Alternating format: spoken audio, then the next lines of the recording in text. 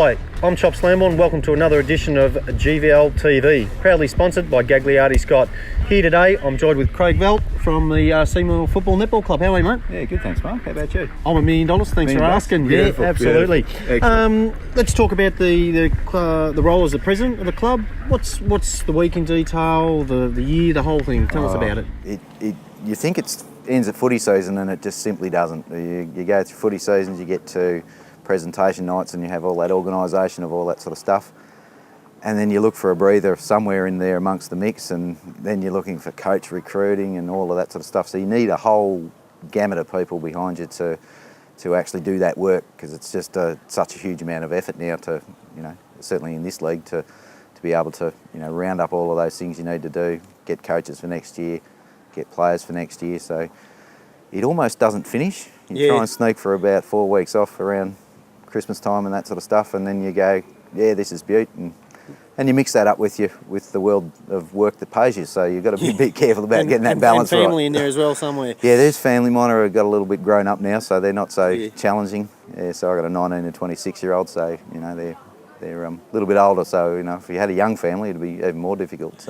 So is it fair to say that being the president of a football club, that you need to surround yourself with good people and have portfolios or roles for them to do? Oh, look, you do need to structure it. If you can't be all things to all people, and we have a structure there, and I don't know that I actually surround them. I think they come from within the club themselves. I don't think it's me that rounds them up. They sort of you get the people that say, well, I'll do this bit and I'll do that bit, and that's the most important bit is people saying, I'm prepared to help, and that's one of the hardest things with clubs is finding enough helpers on the books to keep running them, and they do run like a business. So well, it is a business nowadays, isn't it?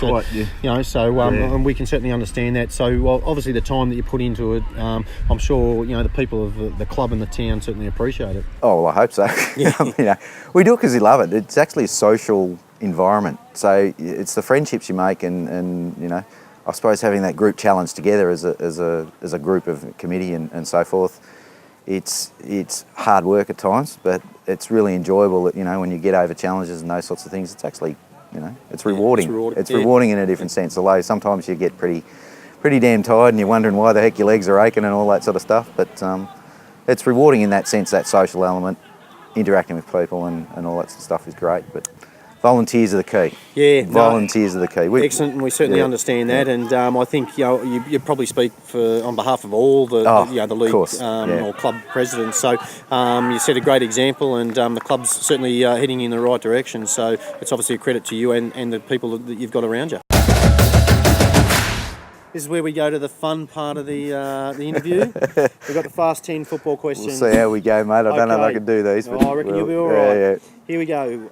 The biggest pretty boy in the team? Without doubt, Rory Scopel. Who goes overboard with the strapping each game? Jordan Zakala's pretty taped up like Encino, man. Who secretly loves Married at First Sight or The Bachelor? Jace Cole might be told by his missus to do that. Who has the weirdest pre-game ritual? I'll have to pass on that one. I'm too busy doing stuff. What about the biggest softie in the club? That'd be Gary Brown. What about the sorest loser? That'd be Rory Scopel, maybe. Who exaggerates the stories the most? That'd be Gary Brown again. Who has the worst white line fever? Yeah, I think Gary Brown gets another vacancy on that one. I reckon. Well, judging by the stories of exaggeration. What about who has the worst tattoo? Oh, Jakey Anderson. Who would go on Farmer Wants a Wife next year? He's gone up to Yarra, but our former best and fairest, Harry Wheeler's the one that probably needs the Farmer Wants a Wife. Okay, well, thanks for joining us, mate. We certainly appreciate your time joining us today, and we wish yourself and the club the best of success as the season moves forward. Thanks very much, Chops. Cheers. Thank you. Good on you. Once again, thanks for joining us on GVL TV. Tune in next week for another exciting episode.